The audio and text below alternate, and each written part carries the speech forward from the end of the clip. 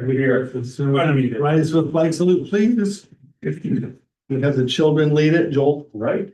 I pledge allegiance to the flag of the United States of America and to the republic for which it stands, one nation, under God, indivisible, with liberty and justice for all.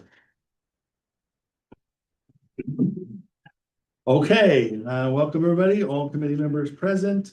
We have the minutes of the October 20th meeting to do something with. It was good to me. Yep, I'm good with them. Well, then you're supposed to say, I move to approve. Oh, I moved to. Well, thank you, Kevin. Is there a second? Joel? A second? Why, thank you. Any other discussion? All those in favor say aye. Aye. Opposed, motion carries. Okay, we are up with sexual harassment and. All right, good evening. So I came back with some clarification on policy GBN, JBA.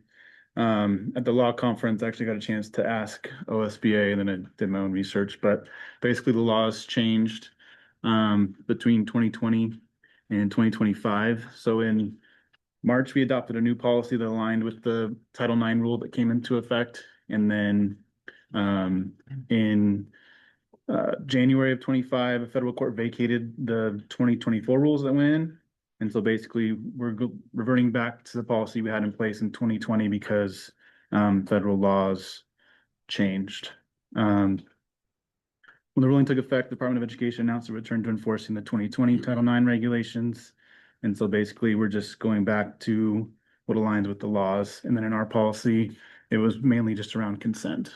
So I think it was number 3 on definitions and then just a little blurb right after that. So that would be the main reasons for the changes. Okay. Did you gentlemen have any questions? I believe. Because I have a bunch of them. Oh. Before you get there. So my first comment would be in the third line where it's of the preamble there, where it talks about working in an environment that is free of harassment. When you insert the word sexual harassment in front of that, there's a slight difference. You might get harassed about turning in your homework on, turn your report in when you're supposed to. But certainly everybody's free to not work in an environment with sexual harassment. So everywhere else we use those terms together. For some reason, we dropped it in that one line. You said the third line of the Page 1, third line. Okay. Is free of Sexual. harassment. On page 5. Under the 9 in the middle of the page where it says notification, that just formatting wise, that whole section doesn't really follow. Oh yeah, I think the language is fine, I see it. but it's weird. Yep. Just how it's there. I don't know how to fix it, but if there's a way to make it more clear section wise and make it flow, it would help the policy. On page 7. 1, 2, 3, 4, 5th paragraph or 4th paragraph. A non-student employee may also be placed on non-disciplinary administrative leave pending the grievance process. Why are we referring to non-student? How does that add anything? And why would there be a differentiation? It's a good question. So we employ students during summer school. But if they sexually harass somebody, Yeah. they're going to get placed on a leave. Yeah. That would be the only needing to. I mean, I don't know how it adds any value to. All employees who commit sexual harassment may be placed on immediate leave while we investigate. I can't imagine us not putting that employee, No, regardless of whether they're. That was just weird, so. Okay, then on page, the next page, page 8. Under no retaliation. So I'm trying to figure out how this line about the district must keep confidential the identity of parties and participating persons, blah, blah, blah, blah, blah. How do you do that, considering the earlier notice provision where you have to tell everybody on earth what you've done and give them a written report? How are you gonna give them a written report that has all the names of everybody in it and send it to everybody and not end up with that notification being a public record that you're requested to provide and then end up having to tell everybody who was in it because they're all in the 2 line. As far as Title IX goes, I think the report's only shared with those involved unless, is there anything about public documents? Well, it's not only those involved, it's those who are mentioned according to the documentation that was in this earlier part. There's this huge whole notice thing. I can find it. Right here, I think it's on page 4. Yeah, each reporting person, any impacted person, whatever that means, who is not a reporting person, each reported person, a parent or legal guardian, that's an awful lot of people for keeping this thing confidential. Especially, how does that interact with the Oregon Public Meetings Law? Or, I'm sorry, Public Records Law, where anybody can walk in and ask to read about anything. It just feels like we're setting staff up if we adopt this to violate. I'm sure that is a requirement of the federal law. Yeah, my guessiness would be just language from OSBA based on the federal law. Well, OSBA should be thinking through this. How do you practically implement this? Yeah, And not set your staff up? So we could I say don't to the know. extent permissible by law. Okay, that would help. So if you I have, don't think you can guarantee absolute confidentiality in a wide ranging investigation when you've had to go out and interview multiple witnesses and they all have to have a notice at the end. Multiple potential witnesses.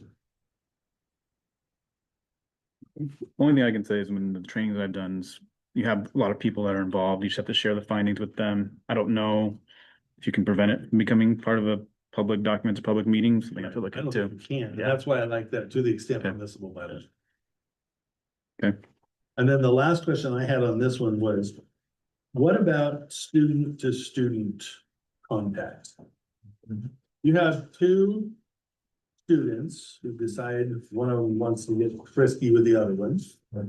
And they have a conversation where they don't agree.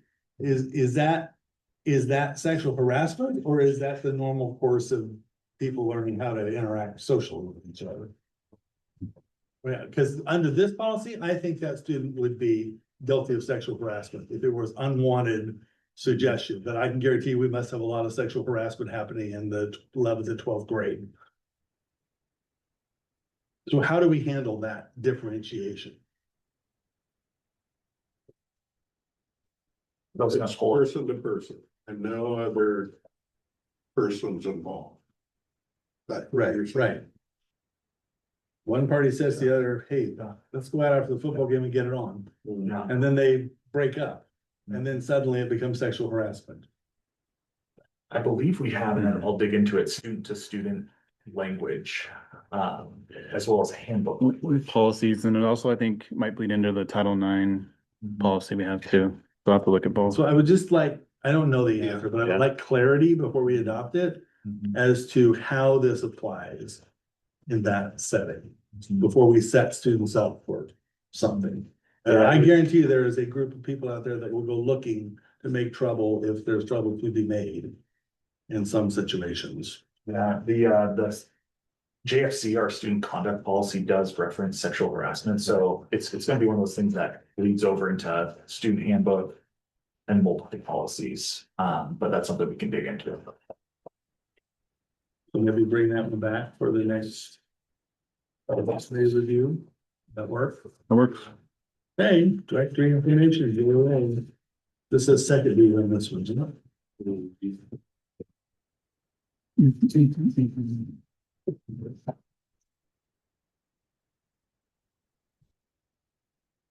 Good evening. So this policy, you all had asked for clarification on whether or not school was implied. OSBA confirmed that yes, school is implied. In this draft, I listed it as an option there. Up to you guys if you prefer to have that listed or go with the implied language that OSBA gave us. I like the way you did it. I was gonna say, I agree. It's implied, I like school, and then it just rules out questions. Perfect.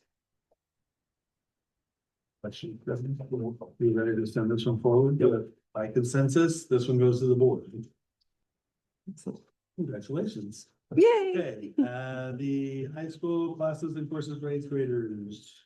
Yes, and I'd love it if we could look at this one with the AR because what has happened here is that the two disagree with one another. So this is why this is being brought before you, is that the policy says at the bottom of that first paragraph, it says credits earned before grade 9 may be applied towards the district minimum number of credits to be completed in grades 9 through 12 for high school graduation. And then on the form, we're directing parents to fill out to request that that be included on the transcript.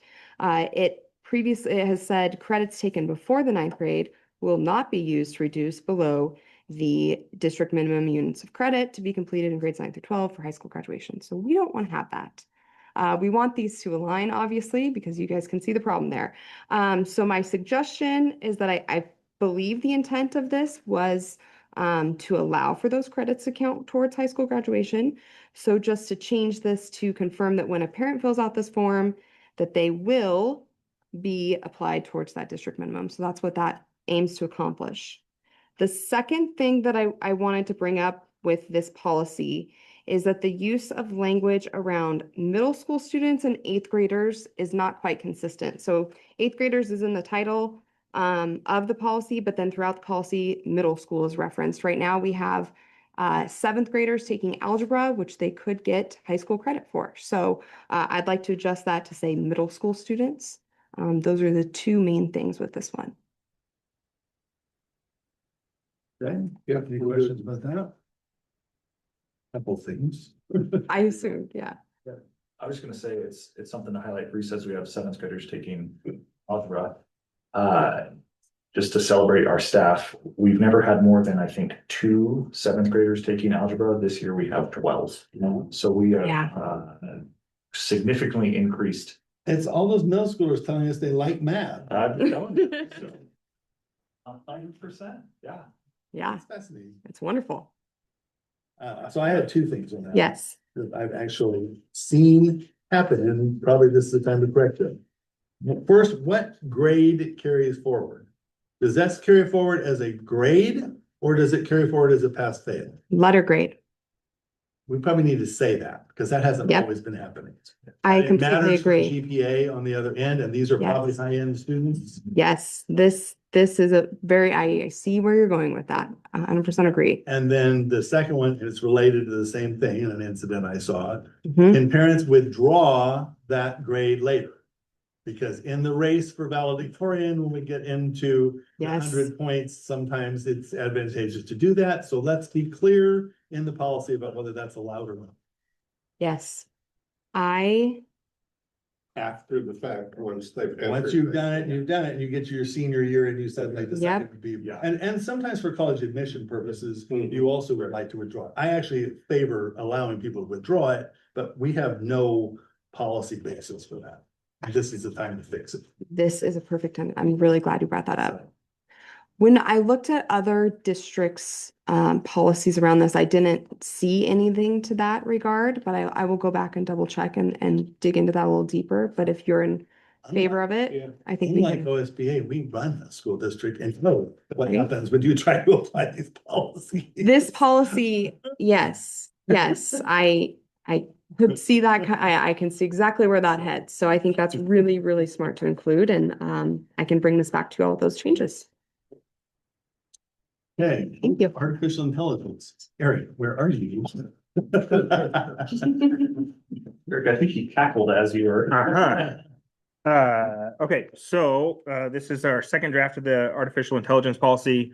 Kind of taking some of the feedback from the last one, we reviewed the New York School Board Association, NEA, Wilmington F3, and kind of incorporated components of all those, as well as our own kind of thoughts and ideas around this, and then really tried to incorporate a tone, as you mentioned at the previous board meeting, incorporate a tone of like a positive nature to this. Like, of course, policy is going to add guardrails around what you can and can't do, but still we want to have a positive outlook on artificial intelligence and the value that it brings.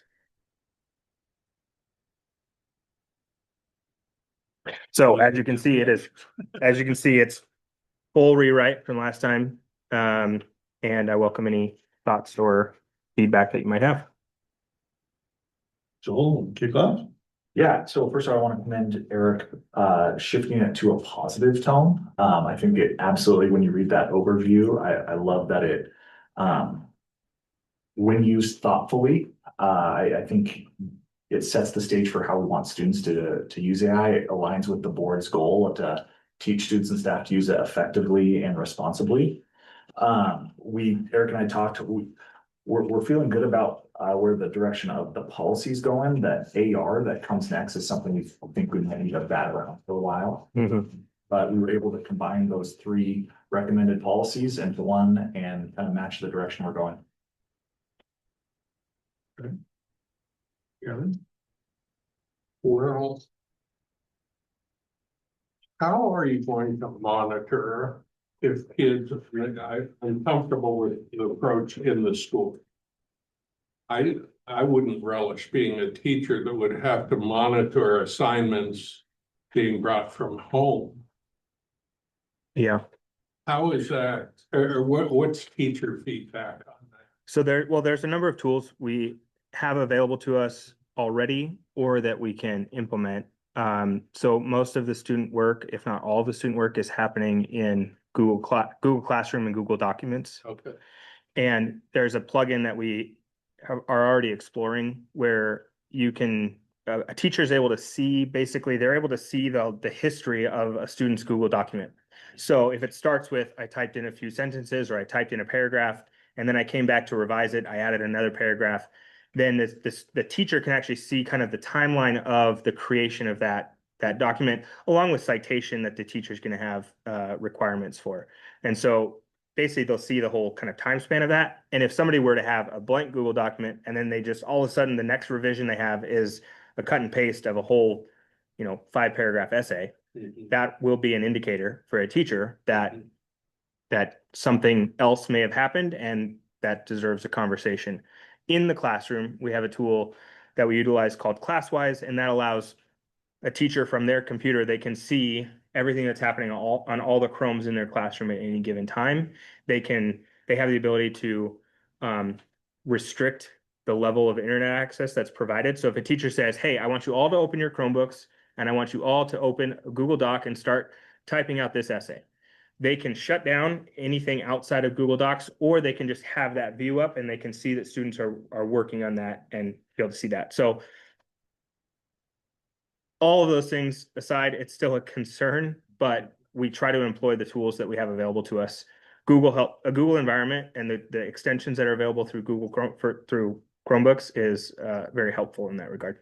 Right, there's 2 things I forgot to mention, Kevin, you reminded me. We do want to be able to say on district computers, we're not able to police a student on their cell phone at home. Yes, so I have that same one, which is, I think in the first sentence under scope, we need to add language at the very end. So that it says, this policy establishes clear expectations to support safe, consistent, and innovative use of AI across the district in the school setting. Yeah, Because we're not trying to be all things, all people and become the great regulator. of AI. Yeah. Well, and we wouldn't want to set up a scenario where a student uses AI at home on their own computer, gets into some trouble, and then they say, now, wait a minute, you have a policy. So that was thing 1, and there's just some we can go through and catch. And then the other one that I caught this afternoon around safeguard and limitations, just says in order to protect yourself and others, staff should never, that in order to protect yourself, you're having to just adjust the wording a little bit there. Well, it shouldn't be yourself anyway, it should be themselves and others. Yeah. Yeah, I think just rewording that phrase completely might. Yes. It's helpful. Thank you. Oh, I got that. Have any more? Because I got a pile. Okay, so the first one is, can we insert at the beginning a definition of what AI is? Sure. I mean, nowhere do we say, and it's sort of amorphous, it's changing, I don't know what is AI anymore. So somewhere, that's way easier for me to say, if you're the one that's come up with a definition, good luck with that. Then on the, under the acknowledgements. In that first bullet where it says students should not be penalized for non-use, how is that actually gonna work? If a teacher says, use AI, here's the instruction, you just get to say. No, I don't wanna use AI. The district is trying to teach kids to use AI responsibly. We've set up all these safeguards, and now the kid just says, yeah, I don't wanna do it. Give me another assignment with a pen. And what if it's the parent saying that I don't want my student? Well, yeah, I mean, how are we gonna work that? Yeah. We're setting up Now, I foresee. staff to be in a really difficult position, I'm afraid. Yeah, I'm trying to think through like a practical scenario where we're going, you know, Cause you've done a lot of sideboards already to make sure it's safe. So for you just to say, I don't wanna touch I mean, can you come to say, I never wanna use a computer, or I don't wanna use a microscope? Or I don't wanna use, you know? I don't like climbing ropes, I choose not to climb ropes.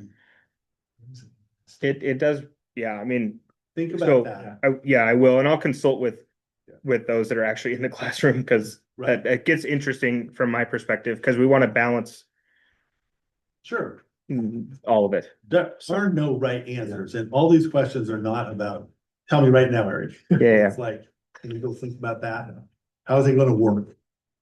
The next question, staff are encouraged but never required to use AI, and professional judgment should guide its use. Why are we saying that? I think it's, Why do we wanna take away our ability to require it when it makes sense? yeah, I think, I'm confident that there will be staff that there will be some segment of staff that kind of have, strong feelings against using it, and And there are always options to go work in another school district that isn't embracing AI. There are staff that don't like to clean their buses. I hadn't noticed they don't get to sweep at the end of the day. okay. I mean. To me, I just think you take that tool, I get rid of that dash, but never required. You might be required. It depends. That's the superintendent judgment call. If it's important enough that we're gonna use AI and we're all gonna examine. You know, some aspect of student performance using AI to calculate it, well, then you're gonna run your report too. So it could just say staff are encouraged to use AI. Yeah. Just remove that section. Okay, that little sentence. And to use professional judgment to guide that use. Yeah. Excellent. Got it. Okay. Okay, next page, second bullet under student use. Student may use district approved AI for schoolwork only when explicitly permitted. Why?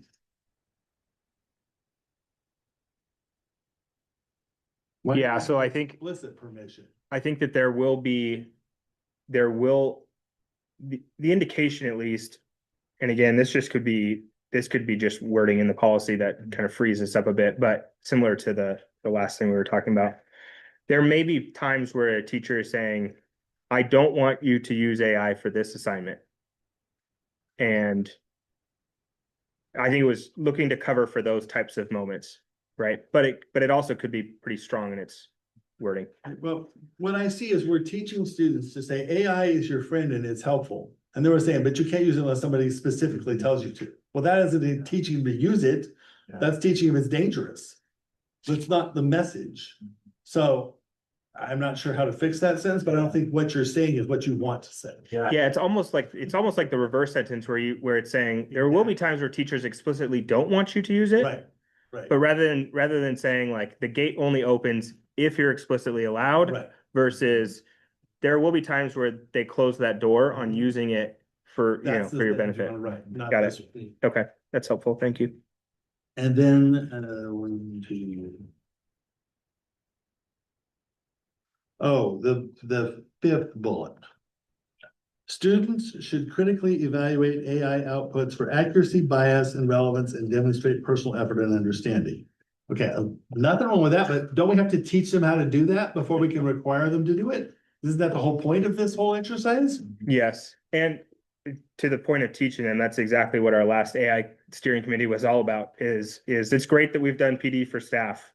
how do we actually teach this? But That's we a, can't hold them to the standard of you must do it until after we've taught them to do it, and they will make mistakes along the way. Hmm.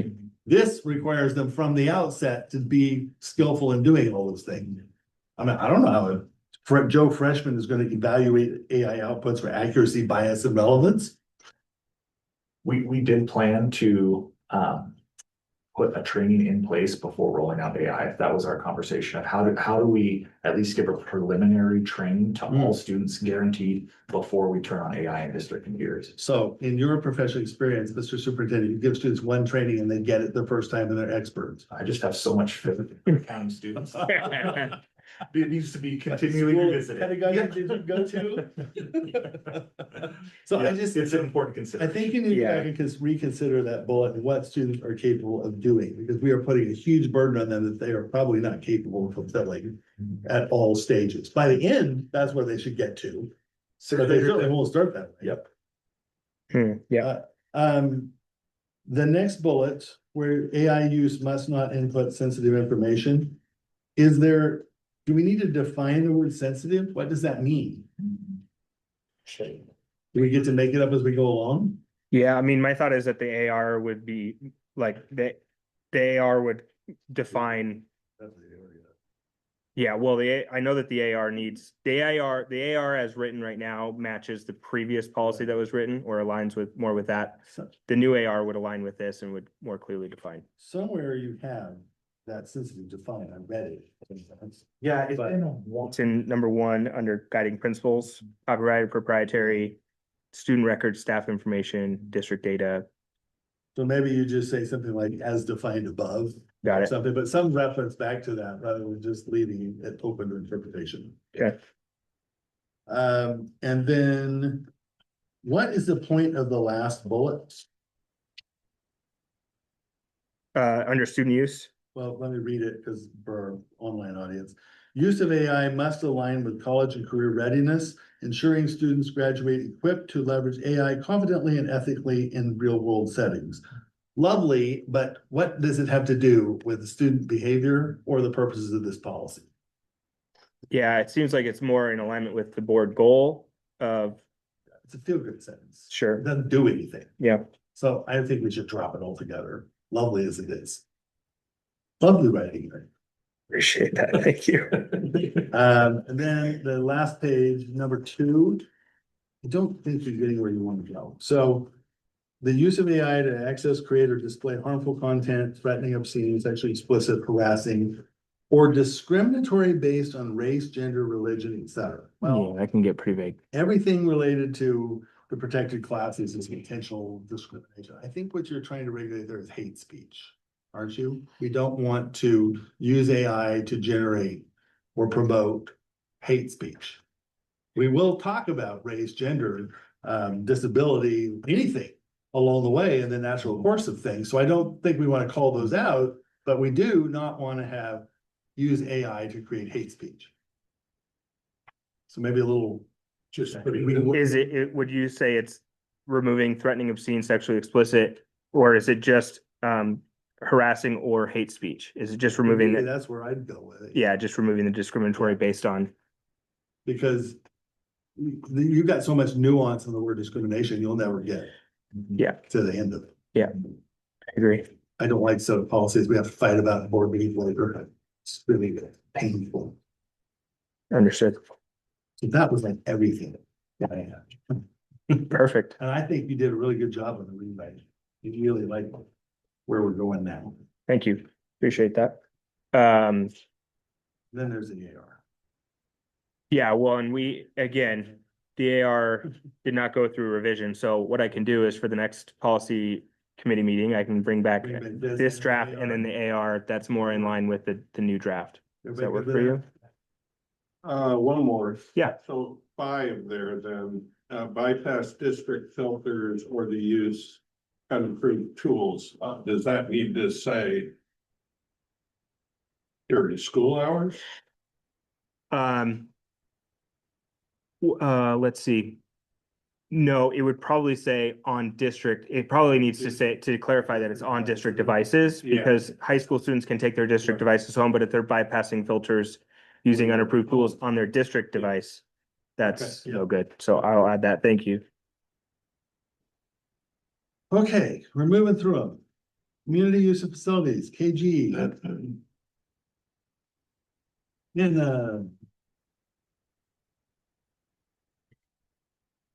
This policy has undergone repeated critical review and revision over the years.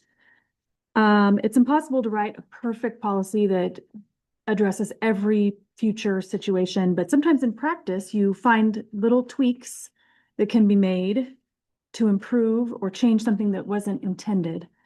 So I found under section 4,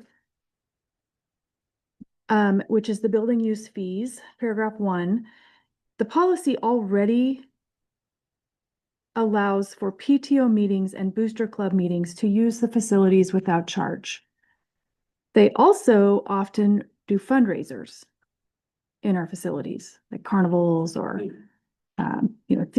booster club events, the music booster and the athletic booster club.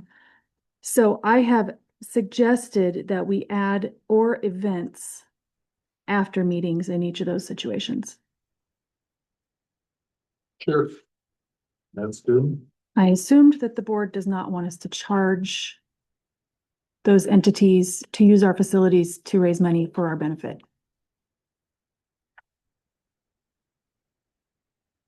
Speaking for one board member, no. Any questions? Well, I have some. So I wanted to suggest that since we're amending this anyway, we get rid of the word communication and event specialist and substitute No. something like the designated staff member. I hate putting titles in policies because then you have to change the policy with a title to. Yep, I like that. So Yep. whatever you want to call it, in terms of a generic term, it would help Okay. later. I don't love under number 2, building use D.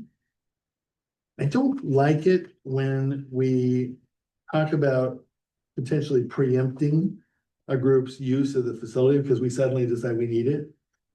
We have to do that, but that needs to be bounded by some sort of expectation of like within 10 days of the event or something like that. There should be a threshold where we told you planned, and then we can't just suddenly decide, nope, you can't use it now. Mhm. I And don't they've sold know where tickets. that balance is.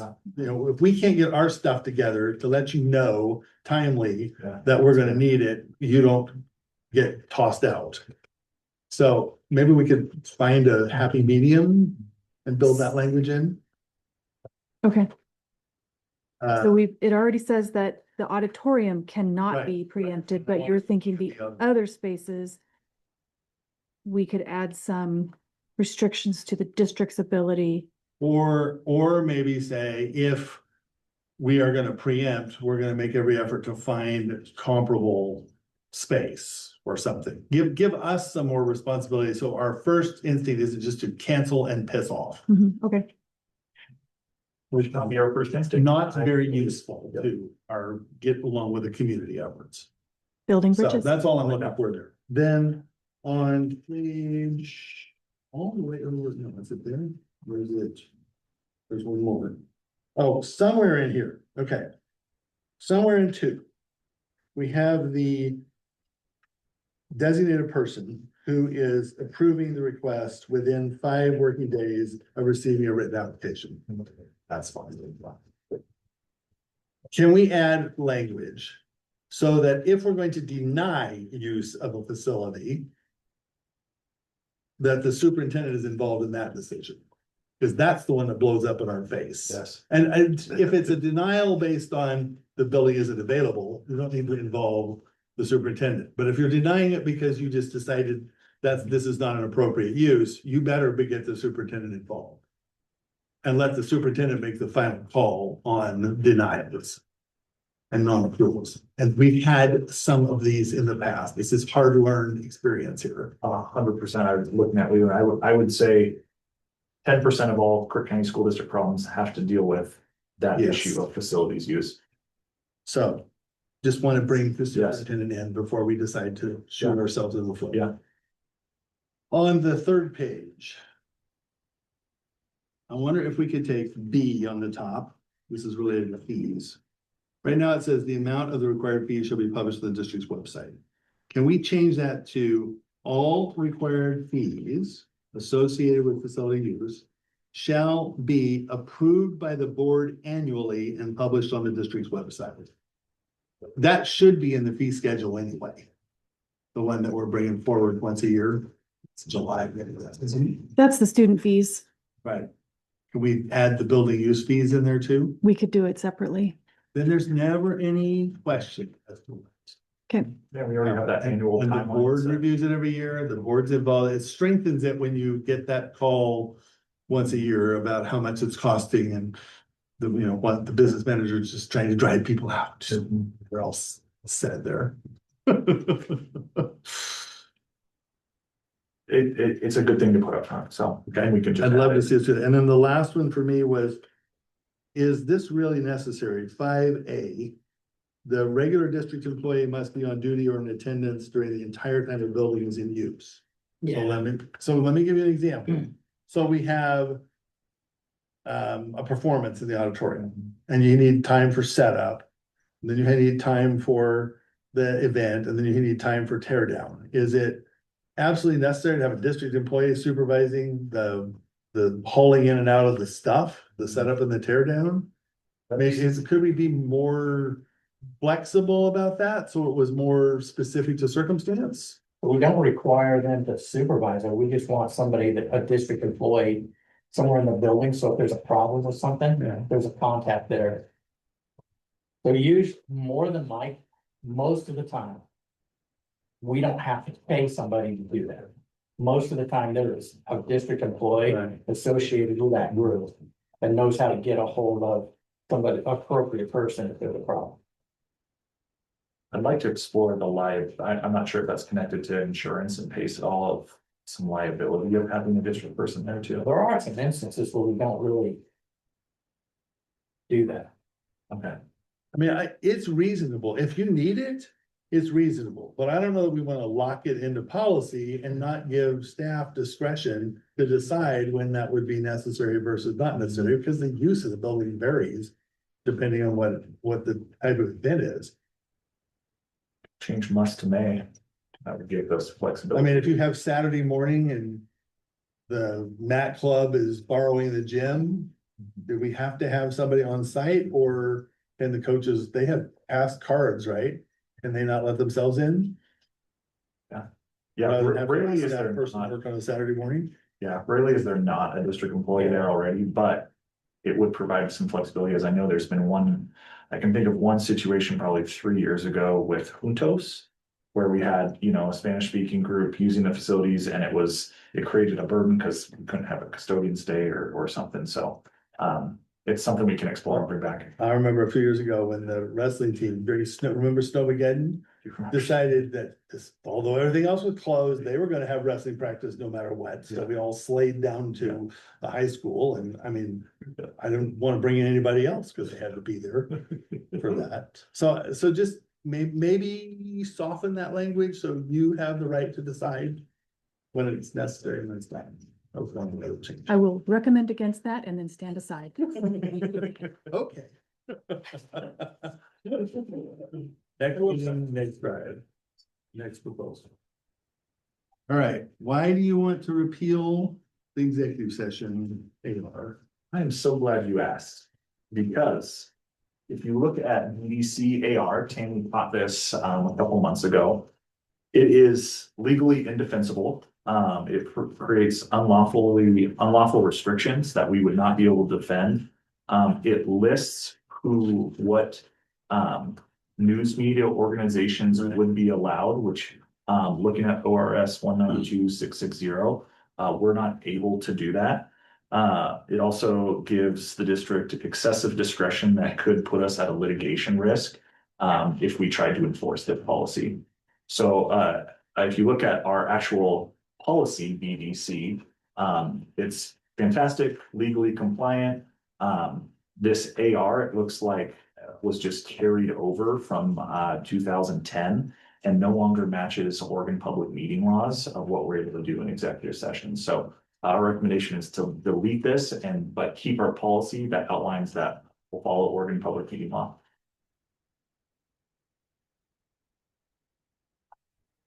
Well said. Any concerns, Devin? No. You ready to forward that one to the board for delete? Yes. please. My only request for that was, can you put BBC on top of that when you send us?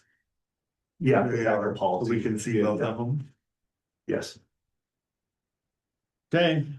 Admission of non-resident students, JECD. Yes, this one we're updating to match practice. You'll see in particular about midway down the first page, it says annually by February 26th, 27th, the board shall establish the number of students transferring requests.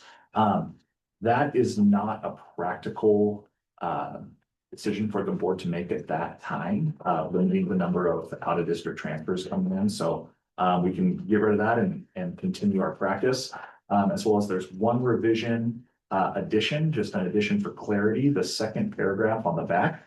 We're just adding, we're providing a written explanation if we're denying a student. We are providing written explanation to the parent or guardian of the student, not the student, as it would seem a little callous to send a first grader a denial of enrollment letter. So it goes to their parent or guardian. Questions, Kevin? Unless the student was 18 Yeah. or emancipated, Yeah. right? My question on this one, since we're adopting this, why is the board involved in this at all? Yeah, the assumption is I believe it's the designee, it's the superintendent. The board isn't weighing in on all these decisions. Well, the board's got its name in here an Yeah. awful lot for a Yeah. decision we're not making. Yeah, which is I strange. would suggest we rewrite this to delegate that. I remember the top paragraph, the one under section 3, about students who had been previously expelled. The board specifically reserved that it wanted to be involved in that discussion, mainly to take the heat off of staff if that student acted out and did something later that raised the issue why they were there. But beyond that, there's no role for the board. This is, daily administration. So if we updated that kind of concept and shifted all that to the superintendent or designee and then kept the Or rest of drop the it all changes. together. Yeah. Is it even, put in what you need Yeah. for your own discretionary, Mhm. but. It's not a board thing. I do remember the board discussion. It was relatively recently within the year on the violent expulsion because of Right. violence or whatnot, so. Okay, Okay, so we'll make those changes and bring that forward to the full board. January. JECC, assigning students to schools. Yes, the changes here, are revisions due to clarity as well as the one real substantive change. Again, similarly, it gives this kind of arbitrary date. I'm looking at the middle where it says, red crossed out requests for exceptions received prior to August 1st will be considered before the start of the school year. Requests after that will be placed on a waiting list to be considered after the first week of school. The reason we want to remove that language is it's not good for students, as we don't want to get past the first week of school and then have all these students change schools once they've missed. It'd be more disruptive to the teacher, the classroom, so we want to remove that language. Another real substantive change is the second paragraph for the bottom. It says the parent will be responsible. We're crossing off will and we'll change to may. That's to match practice, where if we have buses running and the student can take our transportation, we want them to give them that option. Yeah. We did want to keep that may in there to protect the district in case there's a student way out someone and we're not able to transport them. So that gives us that may sort of some discretion there. Any other questions on that one? Yeah, anything coming? No. I don't have anything. Shall we send that one forward? Yep. Consensus, send it forward. Okay, the next one is the vacancies on the board. So I asked this one to be brought forward because we had an incident when Steve Holiday joined the board. And we were just in the transition between two boards that showed some holes in our appointment process. And so I wanted to maybe try and fix those holes before the next time it happens. So whole number one is that it's not clear what you're doing with zone positions versus what you're doing with the at-large position. The at-large position caused the chaos that ended up in front of the circuit court. So if we clarify that we don't have to appoint from within the zone, that helps fix that problem. The next paragraph is a long-standing problem I've run into at least twice. When we had advertised for 20 days and we had in front of us exactly one application. So the way the policy is currently worded, you will appoint that person because that was your applicant. And you shouldn't get a seat on a public board with this much power just because you are the only person who signed up. If you want to do that, you can go run for election, but we want to find the most qualified person. So if we have a candidate and we don't think that person is necessarily qualified to exercise the duties of the office, we should have the flexibility to go out and find the person who does. We want the best possible leadership for our kids and our community. So this language as worded here would give us the ability to continue to work within the zone to find the person, but we gotta find the person. So the discretion of the board to extend the 20-day Right. period. Well, no, not even that. We advertise once for Mhm. 20 days. If we don't like the candidates we get, Oh, then we can keep going out and Oh, recruiting okay. until we get the candidate that we want. At least that's what I'm trying to say. So I think that the one addition to that first line, it says the appointment, I think it's supposed to be may be made from among the applicants. Yeah, may be made. May. Or the board may. Probably should say, or the board may recruit and appoint.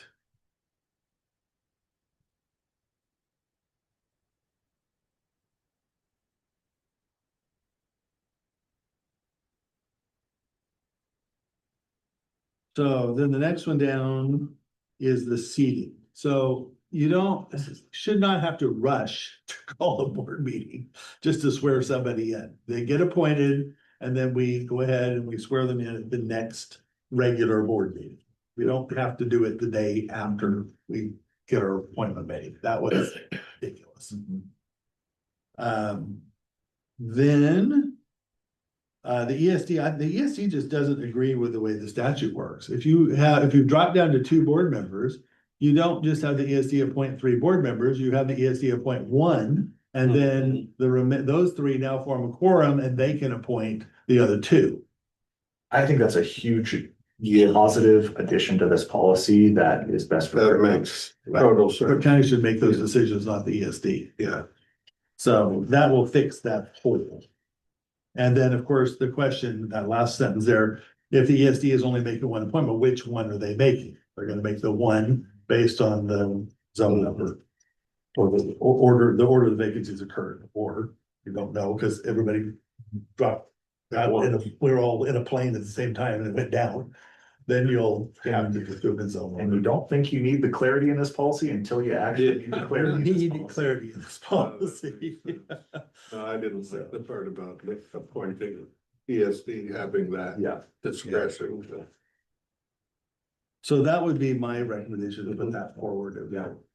Yeah, agreed. I know this is now a perfect policy because it wasn't. I experienced that. Are we in consensus? Yeah. Okay, send that forward. All right, Leland. Interesting Okay, discovery and fix to this policy. We are for the people online, we are on policy EEB, use of district transportation by private citizen or groups. so as I've read this policy several times, I was guessing that the way they were using public transportation is not the way that we intend to use transportation for special events. So I found the definition of public transportation and I pretty much printed that exactly as it's laid out here.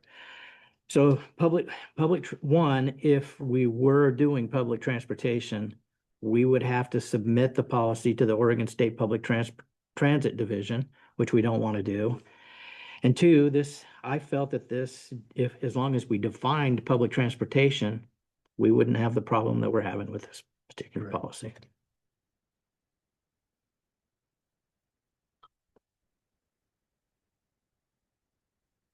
Do we need the second section of the policy after the new language?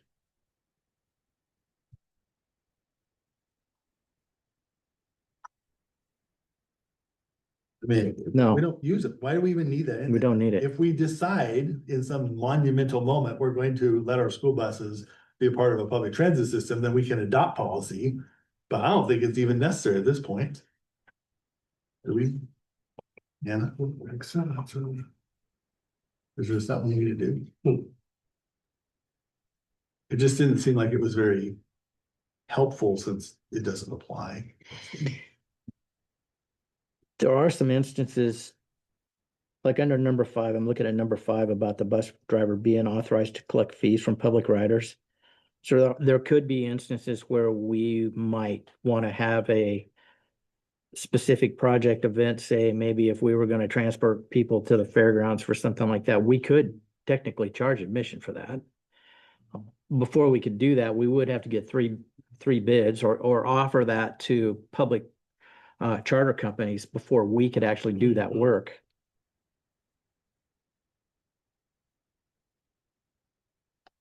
And that there's under number 6. Yeah, true. It doesn't even cost us to leave that language in there, and it could help provide clarity in that certain situation. Right. Okay. I would, if we didn't have that in there and I was gonna make those decisions, I would prefer to have the board to back me up. Okay. You want to Yeah. talk about the AR while you're at it? Yeah, on the AR, it still lists Michelle Williams as the point of contact and has, I think, her email address, and that just needs to be changed so that it's Lindsay, I wonder if the point earlier, do we want to change this to just generic? transportation manager. Yeah, Mhm. so that way we don't have to come back. Yeah, Gets us out of the person. and we could probably create a email address that's similar to like the facilities dot. Yeah, that we could do that. For the department, not for a person. That might be better. Yeah. Just avoids us, I remember when, Jay took over for Sean Corrigan, there was like 4 policies we had to go back and then with Joe. So I prefer if we just had a generic email, if that's possible. Or we could just say the transportation manager and not even an email address. Yeah, Might provide us even more flexibility. okay. Well, can we, these are little enough changes. Can we just fix those and get it on the next board agenda? Yeah. We're wanting to, because we had that situation. Yeah. So, yeah. It was just Temporary basis. Right. So that would get us back on track. Okay. Thank you. All right, that takes care of those 2. We don't have anything else, right? Other than conversation about composition. Yes. So 2 things. First, we talked about materials production. On this particular meeting, for me at least, I would rather have a printed packet, not an electronic packet, because I have to go mark it up. Otherwise, it's just way easier than the electronic. And then Joel and I talked earlier today. So here was the problem. So, I have a whole lot of things to say about these policies, Joel. I know this. So I usually try and give Joel a heads up on what I'm gonna ask about, so that he can go and do background work and make the meeting go faster. But it hit me, I couldn't do that because he's a member of the committee, and that would be the two quorum of the committee talking about and deliberating toward a decision. And even if he said, well, call Bree and then she can ask me about anything, well, that's serial deliberation. That doesn't work either. So with this 3-member committee and Joel apart, I don't think that's gonna work. So I think we need a bigger committee. It's my solution. I don't know about yours. And what I would suggest we do is that we add a secondary principle and a primary principle. Since these policies do tend to affect principles. And we always have one, they can rotate around, they can learn the policy process. I would suggest we have one other provision in addition to that, which we'll need to write up in a charter and take to the board, that any motion in order to pass must have at least one board member voting in the affirmative. Otherwise, it's staff versus board, which is not a good dynamic. And so that would give us a committee of 5, which is workable. It would give us board involvement, but it'll keep the stakeholders involved along the way. And that might be workable. And it's good training for principals to have to deal with the policy aspects of this stuff. Does this affect the other committees also? All right, it could, I don't know. All the other None of them committees is are- superintendent. The issue of having such a small committee only applies to this, the other committees have over 10 people. The one other thought to that, if you're interested, I was thinking through, do we want to add a community member? Thought about that. Or a parent, I think it adds a nice check to the system. So that would be one thing I'd throw out to the committee as well. And I would work with offer volunteers. Maybe add 2 because it'll give you an odd number. Otherwise, you're gonna like get a split. And I would take this to the board in January for full approval, and then they join us at our next. It's a good training ground, for people that might be interested in. Yeah, that's true. Yeah. Definitely get in the weeds. Okay, Yep, I'll bring that to the board. dates. Since we're all here, so we have dates here for future committee meetings. Let's look and make sure they work. Tonight did not really work for me, but I forgot to say that. The 2nd of February, that worked for everybody?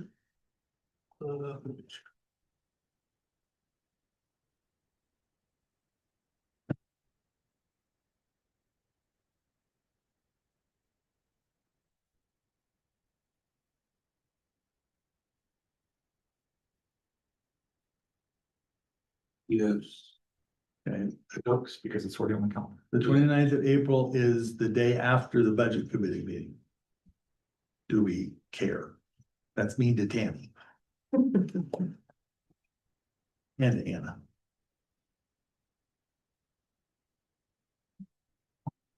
It works for me. But I also have an internal policy where I'll never be mean to Tammy, so It's I'm already. happy to reschedule if needed. That's April 29th. Yep. Mhm. It's a Wednesday.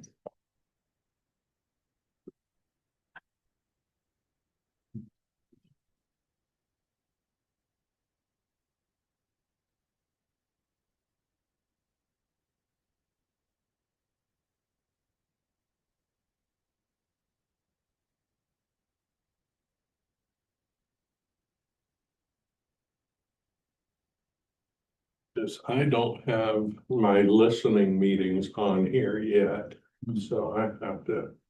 Those are in make sure. February, Those are February, yeah. so you won't have any April conflict. Okay. Have to check and see. Then the 24th of June, this is the next one that works. And just, you know, I've created a master list to make sure that we don't, so we have a lot of meetings, that the Right. meetings aren't overlapping. So we don't double up. Okay, quickly plug those in on my calendar. That 24th is also the night after the other budget committee. Yes. Thank you. Yep. Which we won't have, Down, hopefully. No worries. This has been my go-to calendar. Okay, well, I think that's everything. Do we have anything else?